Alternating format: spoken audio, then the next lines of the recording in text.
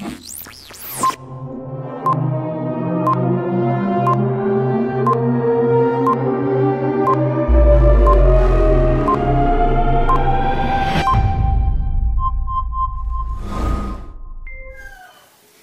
krusada.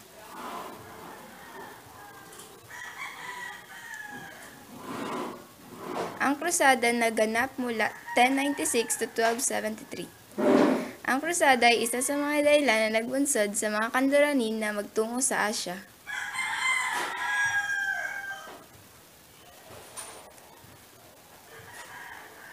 Ang krusada ay isang kilusan na inilunsad ng simbahang Kristiyanong hari upang mabawi ang banal na lugar, ang Jerusalem sa Israel. Epekto: nagbigay interes sa mga kanluranin na makarating at sakupin ang ibang lugar sa Asya. Nakilala ang mga imbensyon ng mga Asyano. Mas lalong umunlad ang kaisipan ng mga Asyano. Naging masigla ang palitan ng mga kalakal sa pagitan ng Asyano at kanluranin.